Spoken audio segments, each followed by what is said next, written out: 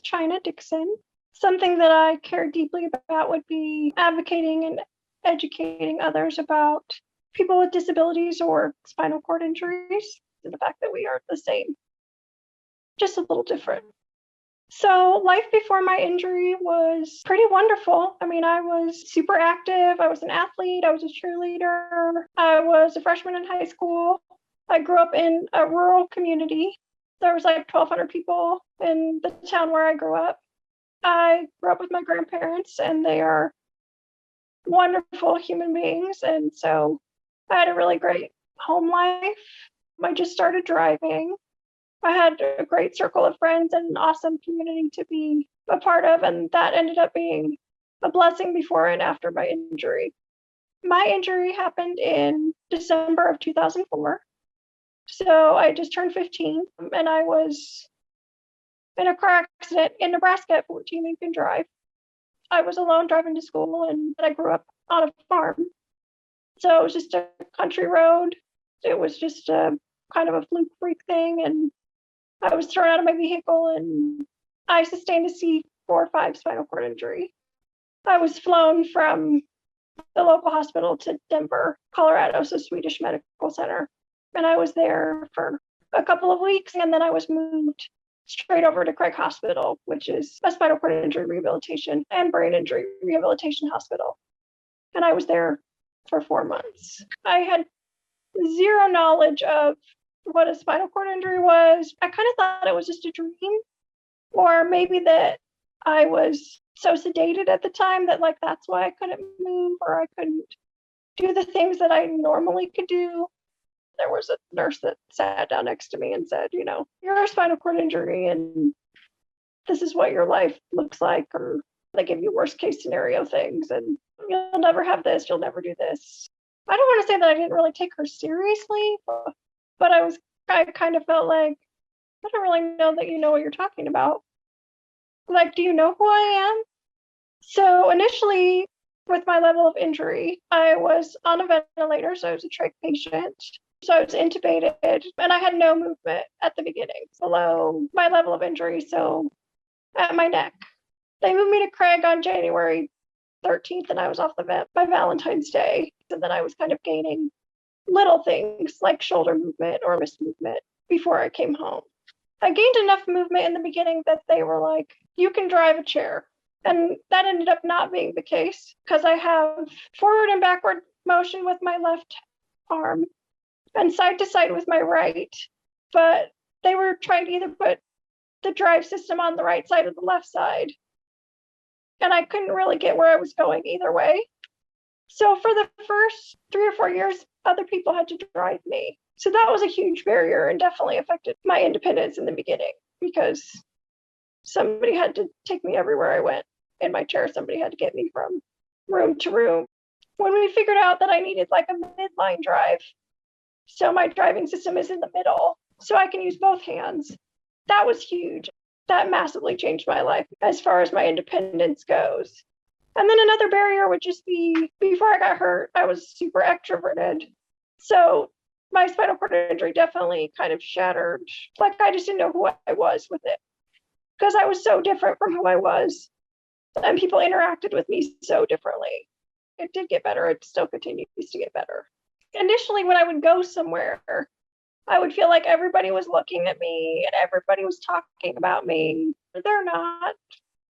They very much have their own things happening. It took me a while to figure that one out, but then when I did, it made my life a whole lot easier. It made it a lot easier to go places and do things. I have a really great core group of friends that have always not only supported me, but like pushed me out of my comfort zone. My best friend especially, she went off to college, and she would do things like, come and hang out with me, and I'm going to take you to do these things that I wouldn't have done without her. I wouldn't have been able to do without her. My favorite people in the world are the people that like can have a sense of humor about the whole thing. She would drive me in high school, and we would like totally take out a wall, or she would like run me into a table and be like, well, good thing you can't feel it. Like, that self-deprecating thing is like just the most refreshing thing to me. And I'm lucky that I have a lot of people in my life that are like that, because it keeps me grounded. I know I talked about being raised by my grandparents, but we lost grandpa my senior year. So it's just been grandma and I since. She's incredible and has always been incredible and makes everything possible. I mean, if I want to go somewhere, if I want to do something, she's always like, okay, let's go. As far as daily care goes, grandma does most of it, a huge chunk of it. We do have a home health situation, so like nursing and bath aids. But as far as daily care, I mean, grandma does the grunt work. She feeds me, she makes me 1,000 cups of tea. Like, she keeps me warm. It's good because she's my best friend, so that makes it easy. It's not always easy, but most of the time it is. I guess a surprising accomplishment for me would be post-injury was, I got my associate's degree, a 2-year degree, 10 years later. I would really love to travel more. Our universe has been interesting the last couple of years. So that's made it, a challenge. And then also right now we don't have a caregiver that can necessarily travel with us all the time. So I guess the goal would be to find a new travel companion.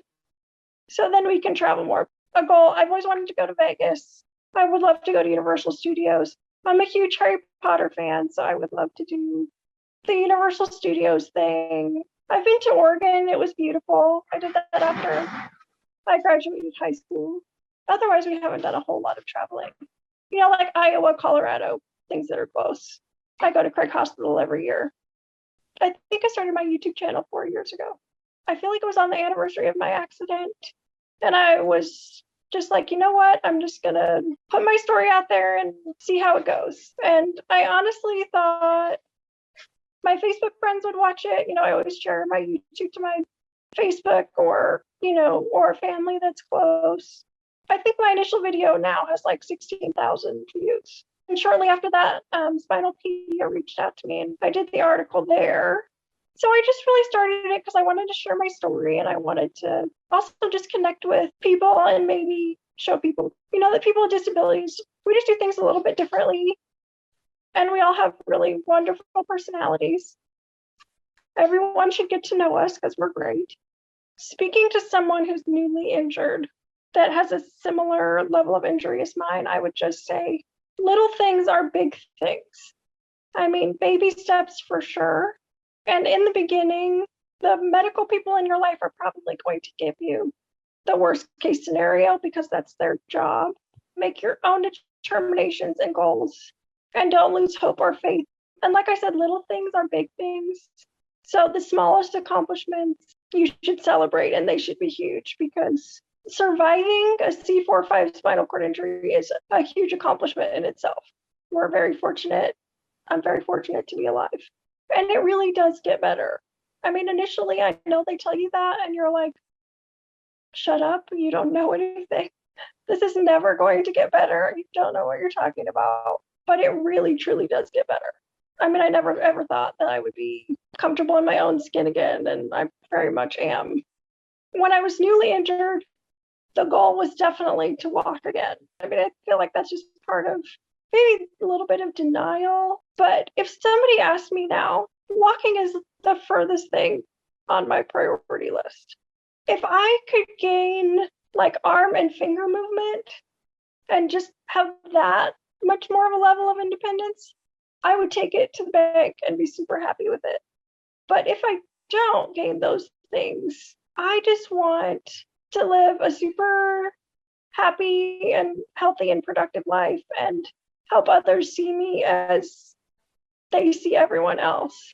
Like I said, I want to travel and get to be with the people I love and make sure I laugh every day. And little things really are big things.